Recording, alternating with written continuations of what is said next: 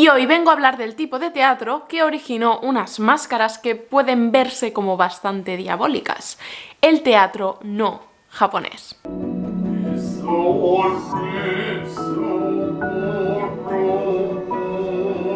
Antes de empezar, quiero contaros que este vídeo trata un tema que es muy especial para mí, porque justamente este fue el tema de mi trabajo de final de carrera, de mi TFG. Y como es un tema que me apasiona, he querido resumirlo y explicarlo de una forma más dinámica para que podáis aprender todos y todas de qué se trata, porque al final creo que es un tipo de teatro que en Occidente al menos no se conoce tan bien. Seguramente el nombre de teatro no te suene demasiado, pero seguramente las máscaras sí que te sonarán. De hecho, hay una de las máscaras más típicas que sale en Animal Crossing, así que algo arraigado en la cultura popular sí que está. El no, surgido en Japón en el siglo XIV, es un tipo de teatro que mezcla música con canto y danza.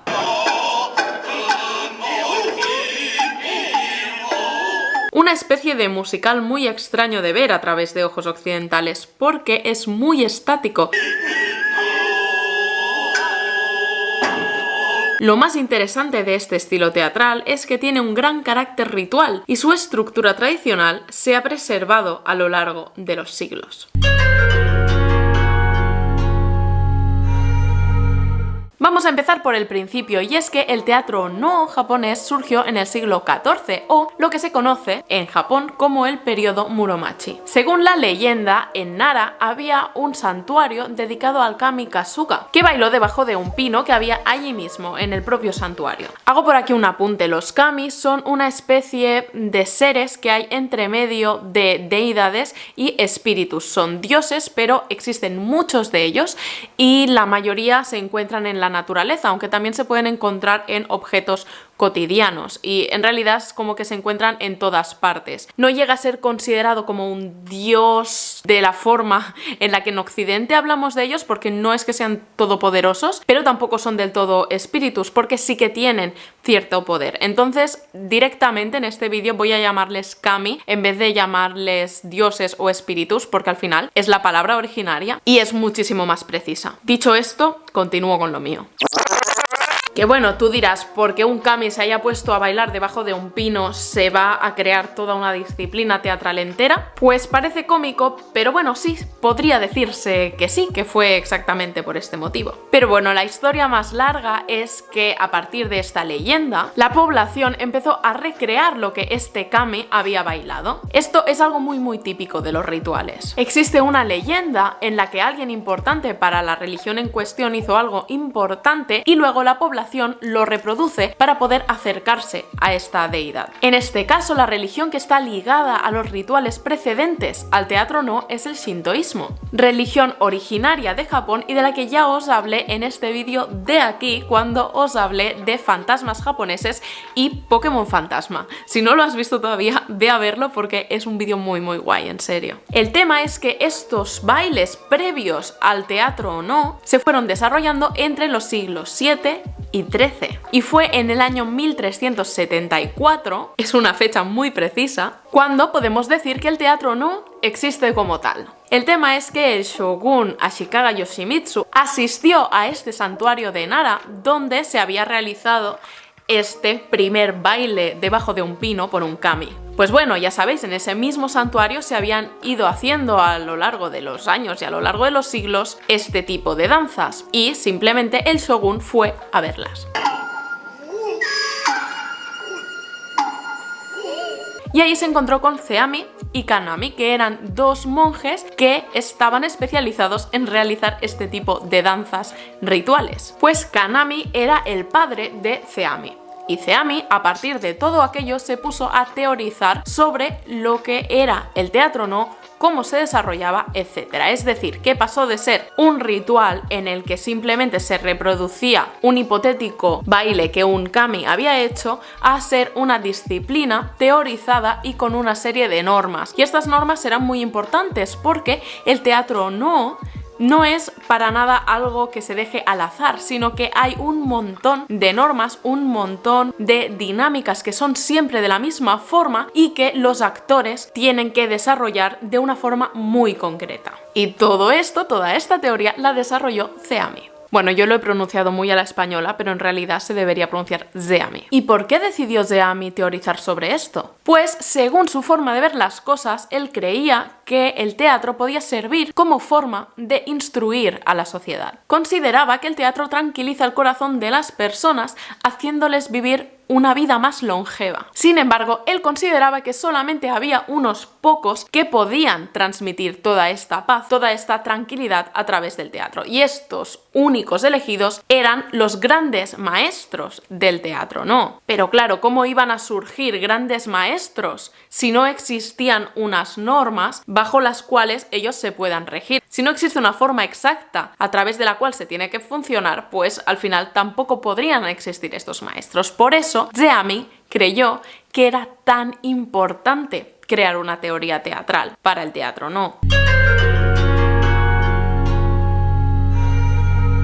El teatro no representa tragedias que han ocurrido en la historia o en la mitología. Literalmente lo que significa la palabra no es técnica, habilidad. Tiene un carácter muy solemne y se acerca a los gustos de la corte, por lo que se podría decir que este tipo de teatro estuvo orientado especialmente durante muchos años a las altas clases sociales. A nivel filosófico se apoya muchísimo en la idea de vacío que tiene el budismo, especialmente la secta Zen. Resumiendo mucho, el budismo Zen considera que el vacío es muy importante porque lo contiene todo en potencia. Es decir, que si no hay nada, puedes crear o imaginar cualquier cosa. Es por este motivo que en el budismo Zen se reduce todo a lo esencial. Y me dirás, ¿qué tiene que ver la filosofía del budismo Zen con el teatro no? Pues tiene que ver muchísimo. Como he comentado al principio, el teatro no se apoya muchísimo en las pausas,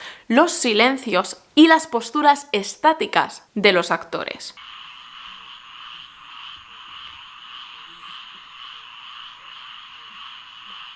Las historias del teatro no tienen conflicto, del mismo modo que ocurre con toda clase de historias. Pero el conflicto en este caso no es entre diversos personajes, sino que son conflictos internos, conflictos que el personaje tiene consigo mismo. Y la forma que tiene el teatro no de exteriorizar todo este conflicto interno es justamente la danza y la música. Y en esta danza y en esta música se potencian muchísimo los silencios. Con todo esto, lo que el teatro no nos está diciendo es que las palabras no son suficientes para expresar los sentimientos del ser humano. De este modo, el guión sirve únicamente como excusa para mostrarle al público la belleza de la danza y de la música. Estas piezas suelen tratar siempre las mismas temáticas, pero hay varias de ellas y están predefinidas. Por una parte tenemos los kamimono, que son las piezas dedicadas a los dioses. En estas piezas siempre aparece un kami, que puede ser benevolente o puede ser perverso. Siempre se empieza con un kami camuflado en forma humana para, en el segundo acto, desvelar su verdadera naturaleza y mostrarse tal cual como un kami. Y bueno, ahí los otros personajes pues flipando, claro. Después tendríamos los shuramono, que narran historias de batalla pertenecientes a la historia medieval japonesa. El protagonista es un guerrero que ha muerto en batalla y explica su historia con la finalidad de que el monje consiga salvarlo. Las obras Kazuna-mono podríamos llamarlas como obras de peluca o obras de mujeres, que bueno, como nombre la verdad es que es bastante regulero, pero se refiere a que los actores de teatro no son siempre masculinos, entonces para representar papeles femeninos como que llevan peluca. Vale, acabo de decir que solamente se permiten a los hombres ser actores en el teatro no, y no termina de ser la cosa así. Lo que ocurre es que cuando hice mi trabajo, que es en lo que me he basado ahora mismo para hacer este vídeo, toda la bibliografía que encontré decía que únicamente los hombres pueden ser actores de teatro no. Sin embargo, he descubierto que resulta que después de la Segunda Guerra Mundial se permitió la entrada a mujeres también, y ahora mismo hay bastantes mujeres que se están formando para ser actrices de teatro no, que es una cosa que he descubierto mientras estaba editando este vídeo. Lo siento mucho por esta pequeña confusión, os dejo aquí abajo en la descripción algunos documentos y vídeos que explican lo que acabo de deciros. Y seguimos con el vídeo. En los Kazuramono se presenta algunas veces a la mujer en su forma humana, pero también se presenta a las mujeres como espíritu. Pero en cualquiera de los casos se trata de una mujer desdichada que narra su pasado de cuando ella era feliz. La clásica mujer amargada que es mala porque está resentida, misoginia en estado puro, vamos. Estas serían las piezas más importantes, pero también hay otras piezas que tratan temas como la venganza, la locura y hasta algunos temas contemporáneos. Pero esto último no es lo más recurrente.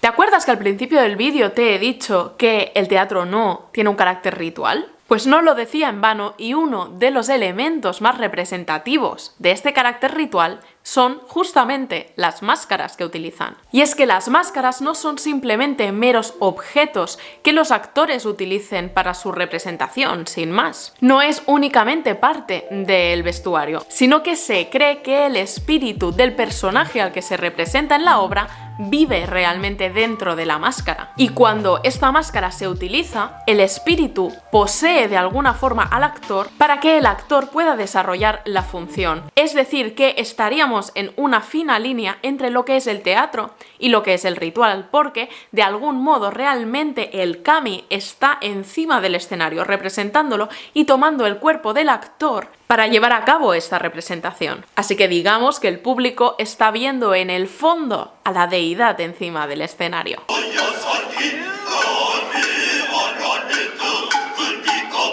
Es por este motivo que existen máscaras para la representación, que son estas máscaras que realmente se cree que contienen la divinidad, y luego existen otras máscaras que están como huecas por dentro, no tienen este carácter ritual y la divinidad no vive dentro. Y estas máscaras son las que se utilizan para los ensayos. Y luego además existe todo un ritual antes de subir al escenario en el que el actor ya vestido con todo el traje de la representación toma la máscara real donde se encuentra el kami, la mira como directamente a los ojos, le hace una reverencia, la gira y entonces se la pone en la cara. Es realmente espectacular.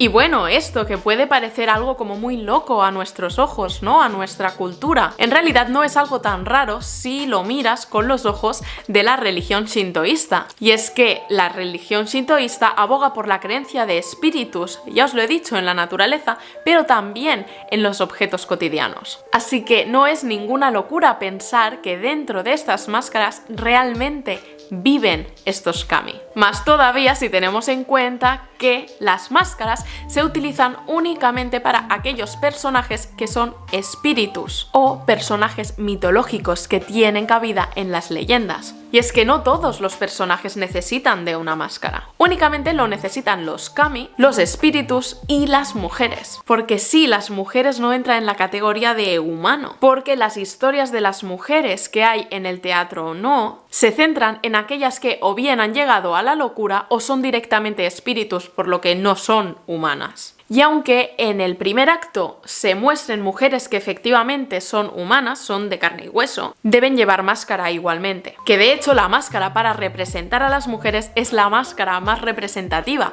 del teatro no, esta máscara que es completamente blanca. Otra máscara también muy conocida del teatro no es la que se llama Hanya, que es la versión desfigurada de la máscara estándar de la mujer. La Hanya tiene una expresión maligna y amenazante, con dos cuernos que le salen por arriba por la cabeza. Esta máscara está destinada al momento en el que la mujer enloquece por el abandono del hombre a quien ella ama y enloquece de rabia. Entonces este sentimiento de rabia la posee de tal manera que toda su cara se desfigura y le salen cuernos y, bueno, un drama. En definitiva, termina convirtiéndose en un espíritu maligno. ¿Qué te ha parecido este tema? ¿Te ha gustado? Si ha sido así, por favor, házmelo saber dejándome un like para que así yo continúe haciendo este tipo de vídeos. Antes de despedirme, quería decirte que habitualmente cada semana, realmente 3 días por semana, estoy haciendo directos en Twitch,